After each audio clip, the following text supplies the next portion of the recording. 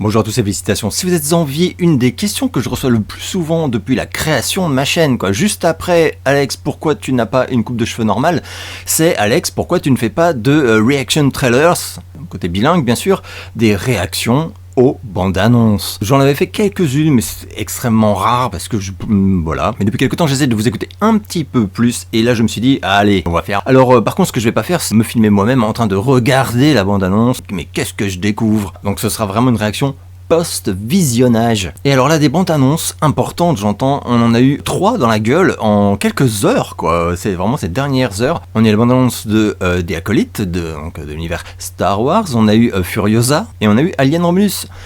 J'ai choisi de m'attarder 2 secondes, ça va être quand même très court et très rapide, sur The Acolyte, parce que c'est celle en réalité qui m'a fait perdre mon sang-froid. J'ai mal à mon Dark Vador, d'ailleurs je l'ai ressorti là, voilà, mon grand Dark Vador de 1977. Là j'en ai vraiment j'en ai marre, en fait j'en ai marre. Donc je me suis dit de quoi j'ai envie de parler, en fait c'est celle-là qui va prendre. Alors elle va prendre, voilà, je suis ni expert actuellement, parce que de toute façon pour être expert en Star Wars Universe Disneyen aujourd'hui, je pense que c'est un job à plein temps. Voilà. Ou alors faut arrêter de dormir en fait. Parce que c'est tellement devenu vaste et nawak, de mon point de vue, que bon bref. Donc moi je suis un vieux con, donc moi j'ai adoré, mais adoré le mot est faible, la première trilogie, donc j'entends voilà, celle qui a démarré en 77 avec la guerre des étoiles. Et là, ça fait déjà quelques années que c'est la consternation et la désolation à chaque nouvelle sortie de projet, enfin j'allais dire film et série, mais film, oui, mais leur série, putain, c'est une souffrance sans cesse renouvelée, une espèce de performance quand même qu'il faut un petit peu saluer. Donc là, j'ai regardé la bande-annonce de The Acolyte. Donc ça débarque le 5 juin, je crois, enfin début juin en tout cas, ça c'est certain, avec 2 épisodes d'un coup, histoire de bien nous mettre dans le jus, quoi. Et après, je suppose, comme d'habitude, 1 par semaine. Alors qu'ai-je pensé de cet épisode? Je vais pas vous faire une critique, un décortiquage, une analyse, de toute façon. Il y a tellement d'autres youtubeurs qui vont faire ça 1000 fois mieux que moi, parce qu'ils en savent 1000 fois mieux que moi sur ce qu'est devenu Star Wars en réalité, voilà. Donc je parle de mon ressenti. Alors si vous vous souvenez bien, la bande-annonce commence par fermer les yeux, vos yeux peuvent vous tromper. Et ouais, mais alors là vraiment Disney laisse peu de chance à ce que nos yeux nous trompent. Dès les premières images en fait, les premiers plans, on constate ce qu'on est obligé de constater, c'est-à-dire que déjà le casting coche toutes les cases idéologiques de la Disney diversité. Alors vraiment, à chaque plan en fait d'un nouveau perso, t'as l'impression qu'il y a la tribu Disney qui est derrière toi et qui te tire comme ça par l'oreille, qui fait t'as compris? Ça y est, t'as compris maintenant ce qu'on fait là? T'as compris? Bon, ouais, bien compris. Mais moi, à la limite, je m'en bats les steaks du moment que ce qu'on me raconte est cool et captivant, etc. Or là, mais plus que jamais, j'ai vraiment l'impression qu'on se fout de ma gueule. La qualité d'écriture, ça fait déjà un petit moment c'est assez flagrant que c'est pas le truc en tête de liste des angoisses chez Disney. C'est plutôt le message qui va être véhiculé, etc. Mais moi, voilà, en fait, ma passion, c'est les histoires qui sont à minima cool. Donc là, déjà, j'avoue que, sur le projet de base, en fait, déjà, ça se passe 100 ans avant la menace fantôme, on nous avait dit. Ce qui s'est passé 100 ans avant la menace fantôme, je suis certain, et c'est totalement génial, que ça passionne plein de gens. Ah, moi je m'en. Alors voilà, rien que tu m'as dit ça, déjà tu m'as perdu en fait. Je m'en fiche complet, quoi. Vraiment à la base, quoi.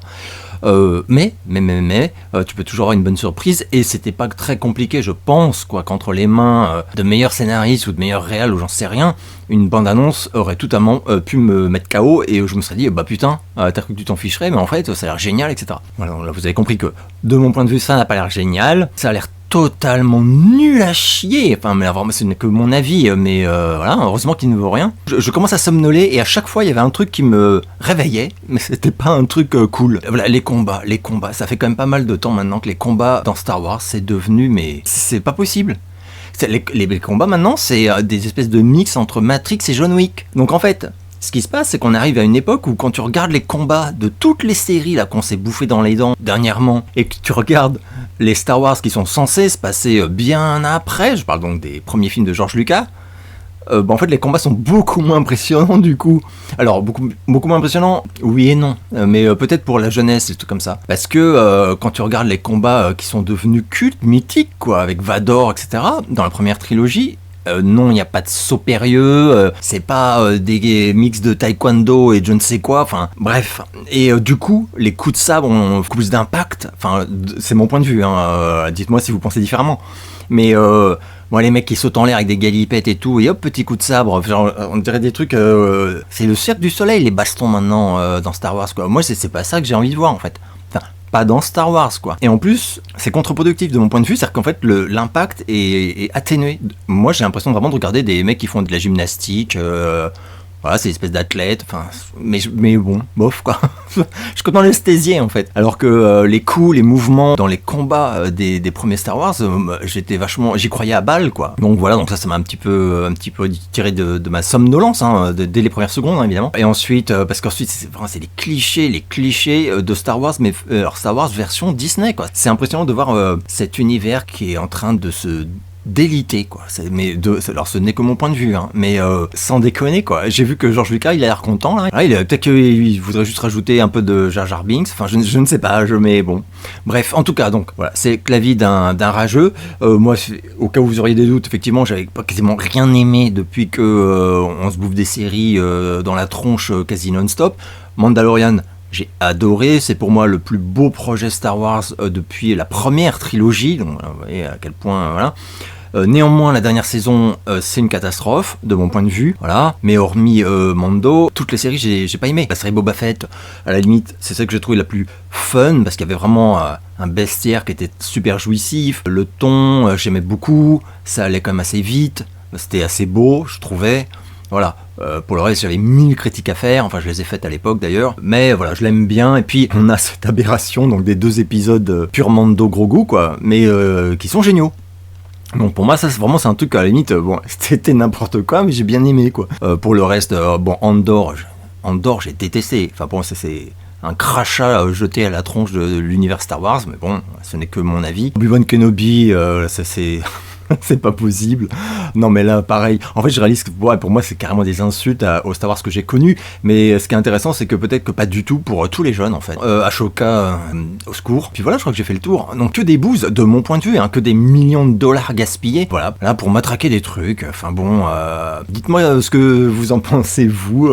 Est-ce que je suis content le côté de la plaque? Est-ce que on est quand même quelques-uns à en avoir vraiment plein de cul quoi là. Moi j'en peux plus hein. Mais je vais même pas lui donner sa chance, c'est pas possible quoi. Bah oui, et puis l'affiche, il y a quelques personnes que j'ai vues qui disaient putain l'affiche est ultra classe et tout. Voilà, sabre avec une espèce de traînée de sang, enfin c'est peut-être pas du sang hein, mais ça y ressemble, je pense que c'est fait pour. Sabre laser qui te font saigner, nouvelle idée de Disney. Oh merde. Enfin voilà, bah écoutez, je vais m'arrêter là, hein. Je voulais faire extrêmement court, je crois que c'est court mais pas extrêmement. J'espère que vous allez bien et je vous donne rendez-vous très bientôt pour de nouvelles vidéos.